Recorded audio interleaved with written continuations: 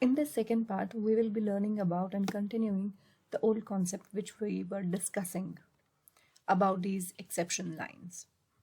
So, if we can see that firstly our main method was called, right? So I will write it down over here. Earlier, our main method has been called. After that, our main method has called our show method and show has called display. So it means that in the calling stack, firstly the main method will get called. Main method is calling show method and therefore show method will be called first. And similarly, show method is calling display method. Okay, so this is actually the way these methods are going to get executed. It means firstly this display method will get called, it will get executed completely. After that the show method will get executed completely, and after that main method will get called executed completely, and after executing the main method completely our program will terminate successfully. That is actually the rule. But somehow I will also write down the statement line numbers here. The main method has been called at line number 23, right? This is line number 10, this is line number 26, and this is line number 19, where the issue has been arised.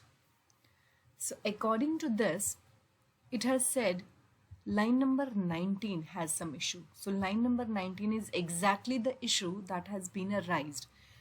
It means line number 19 issue has been mentioned in the display method, right? Line number 19.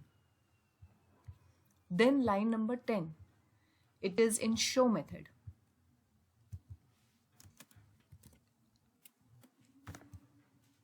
And then line number 26, it is in main method.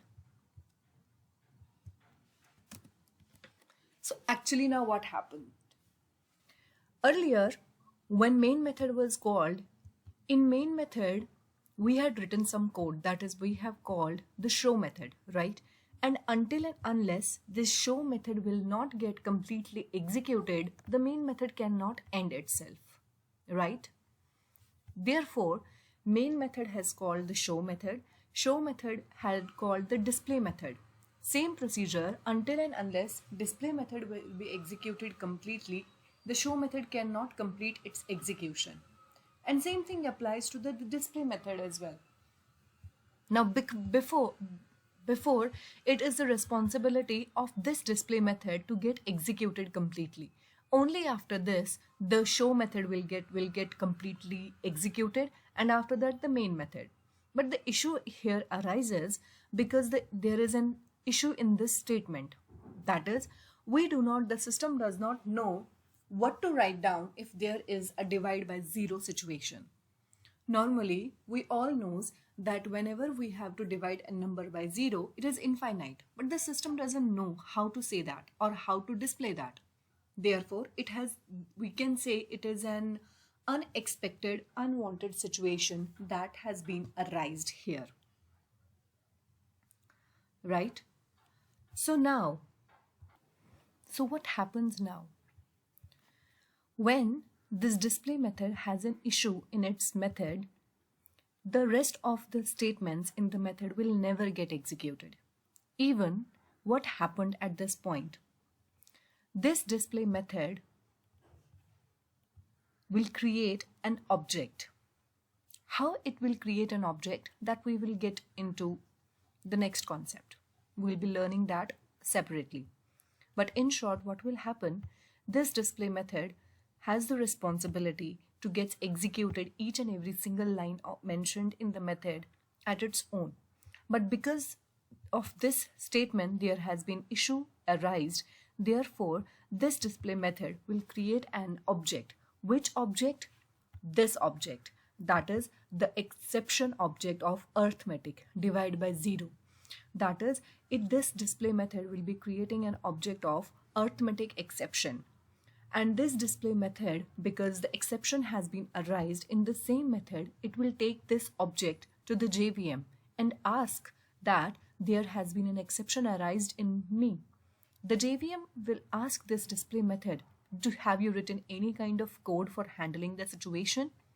The display method will say no, because I was not aware what is going to be next.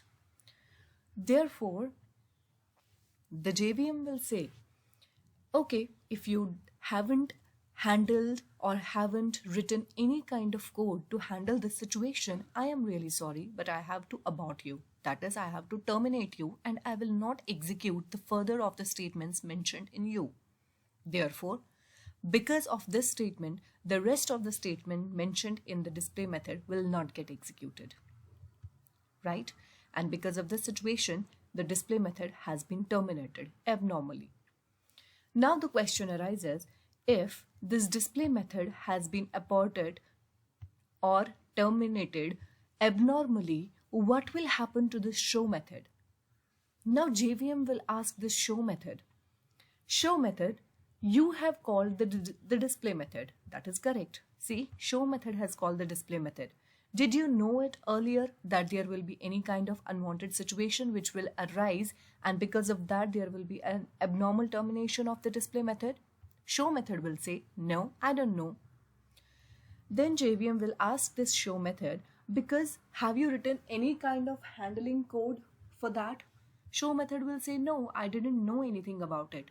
Therefore, the JVM will say to the show method, because you haven't written any kind of handling code for this situation which has been arised in the display method, I am forcefully aborting you as well.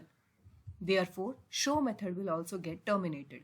And any of the statement mentioned after this display method will also not get executed in here as well.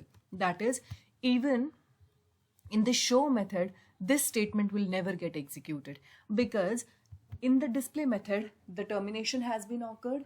After the display method has been terminated, none of the statements will get executed. Therefore, here also the statement will not get executed. Correct? Now, after show method has also been aborted, now JVM will check out who has called the show method. It will come to know that main method has called the show method. Now it's the turn of the main method. JVM will ask the same question to the main method. Did you know there is going to arise this kind of situation? Main method will say, no, I didn't know this. Have you written any kind of code for handling the situation? No, haven't written any code yet. Therefore, JVM will terminate this main method as well, leading to the abnormal termination of the program. The main method will then request JVM, even, hey JVM, if you are terminating me and the whole program, that is okay. We respect that. Just for the sake of users, so that the user will also know what has happened, where the issue has arisen. Please, it is my humble request to you, please display all the details to the user, so that user will also know about all the situation, all the line or the statements where the issue has been arised. JVM will say then, okay fine, I will let the user know. Therefore, JVM will call its own handler, which is called as the default exception handler, to handle this situation.